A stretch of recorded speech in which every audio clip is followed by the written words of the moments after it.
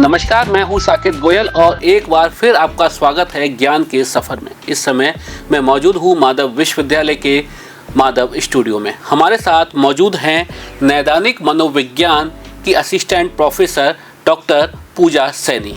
इनसे जानते हैं इनके विभाग के बारे में, इनके विभाग में करियर के क्या अवसर उपलब्ध है और किस तरह की शिक्षा इनके विभाग की ओर से बच्चों को दी जाती है।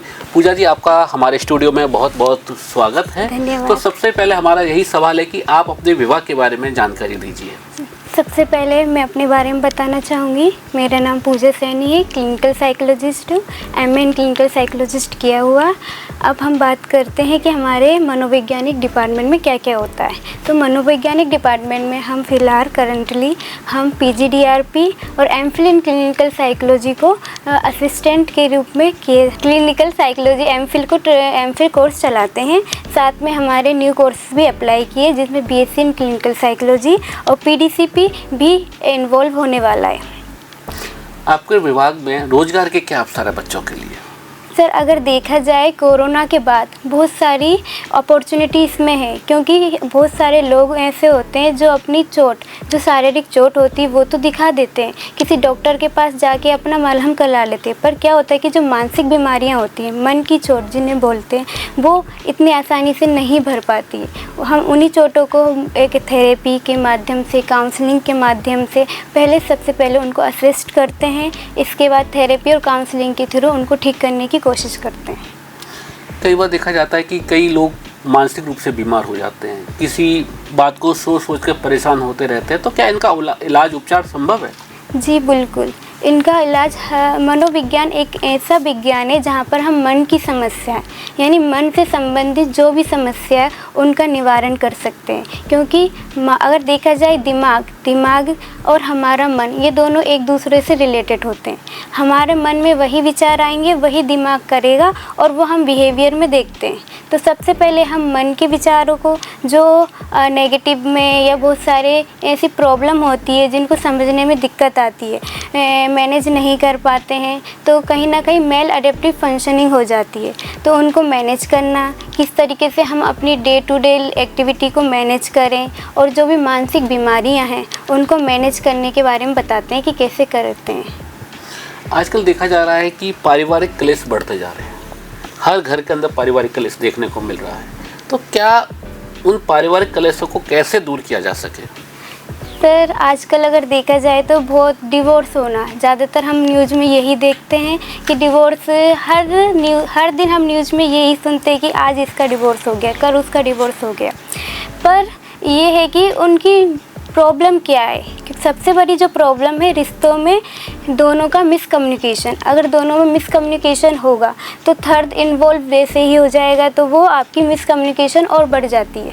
अगर देखा जाए कि दो इंसान एक दूसरे से बात नहीं कर रहे, वो एक इंसान चाह रहा है कि मैं बिना बोले ही समझ जाऊं और दूसरा इंसान कह रहा है कि ये बिना बोले ही समझ जाए, दोनों नहीं हो पाता है। जब तक आप एक अपना ओपन माइंड लेके दोनों के साथ कम्युनिकेट नहीं करते तब तक ये नहीं हो पाता है। आजकल हम देख रहे हैं कि जैसे आपने बताया पारिवारिक क्लेश, सास बहू में झगड़ा, नंद भौजाई में झगड़ा, जेठानी देवरानी में झगड़ा, पति पत्नी में झगड़ा। तो इस झगड़ों को दूर किया जा सके, इसके लिए आपका विभाग किस तरह की पहल करता है? सबसे पहले हम पूरे परिवार की काउंसलिंग के लिए पूरे परिवार को समझाया जाता है, बुलाया जाता है। उनमें ये देखा जाता है कि समस्या कहाँ आ रही है, कैसे हम उन समस्याओं को मैनेज करें। परिवार एक बहुत बड़ी श्रृंखला है, हम किसी एक पर्सन को या किसी एक व्यक्ति विशेष को नहीं बोल सकते कि आपको करना है। हमें को पूरा परिवार को लेके चलना होता है। जब हम पूरे परिवार को बताएंगे कि आपकी भी ये है जिम्मेदारी है और आपकी भी जिम्मेदारी है, दोनों की जिम्मेदारी अगर साथ में होगी, एक दूसरे बैलेंस करके चलेंगे, तभी एक परिवार हैप्पी परिवार हो पाएगा। आपके डिपार्टमेंट में जो बच्चे पढ़ने के लिए आ रहे हैं या एजुकेशन ले रहे हैं, उनके करियर के क्या अवसर हैं? सर, जैसे कि हमारा एमफिल इन क्लिनिकल साइकोलॉजी है, वो अपना खुद का सेटअप बना सकते हैं, अपनी क्लिनिक डाल सकते हैं, हॉस्पिटल्स में, क्लिनिक पे, हर रिहेबिलिटेशन सेंटर में, हर जगह as a clinical psychologist work कर सकते हैं, ट्रीटमेंट दे सकते हैं, इंडिविजुअली थेरेपीज कर सकते हैं, असेसमेंट कर सकते हैं, IQ रिपोर्ट बना सकते हैं, यहाँ तक कि कॉम्प्लेक्स टेस्ट जैसे कि होती है पर्सनालिटी डिसऑर्डर, उनको भी इंडिविजुअली हैंडल कर सकते हैं। और एक और कोर्स चल रहा है PGDRP, जो कि NGOs, स्पेशल स्कूल में नीड्स होती है, रिहेबिलिटेशन सेंटर में, उनको वह एज अ रिहेबिलिटेशन के रूप में वर्क करते हैं। तो मतलब आपका कहने का मतलब ये है कि काफ़ी सारे रोजगार के अवसर आपके विभाग में उपलब्ध है। जी यदि सर। कोई पढ़ना चाहे तो आगे काफ़ी संभावना है रोजगार की। जी सर, जैसे कि गवर्नमेंट ने बोला है कि हर एक स्पेशल स्कूल हो या नॉर्मल स्कूल है, तो एक रूल के अकॉर्डिंग एक काउंसलर होना कंपलसरी है। आपके यहाँ पर विद्यालय में पढ़ने के लिए, यूनिवर्सिटी में पढ़ने के लिए देश भर से बच्चे आ रहे हैं। राजस्थान के तमाम ज़िलों के बच्चे यहाँ पहुँच रहे हैं, अन्य ज़िले से आ रहे हैं, राजस्थान के बाहर से बच्चे भी आ रहे हैं। तो किस तरह की सुविधाएं यूनिवर्सिटी की ओर से उन बच्चों को दी जा रही हैं?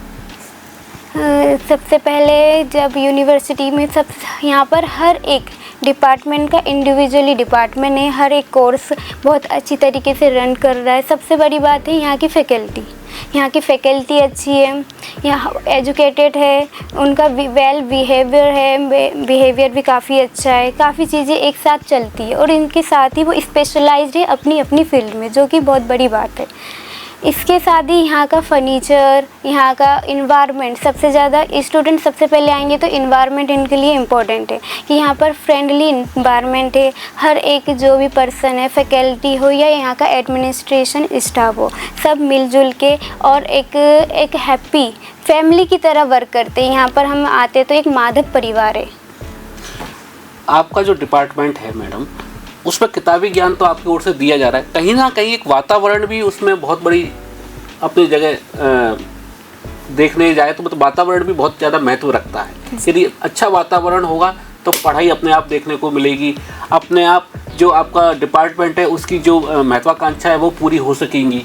ओके, तो अब बात करते हैं हमारा एक जो डिपार्टमेंट है उसमें एक अच्छा इन्वायरमेंट होना चाहिए। हमारे डिपार्टमेंट में देखा जाए तो स्पेशल स्कूल के बच्चे भी हैं जिनको बहुत स्पेशल नीड्स होती है। उनके लिए क्या है कि उनको एक फ्रेंडली, उनके साथ दोस्त बन के उनको ट्रीट किया जाता है।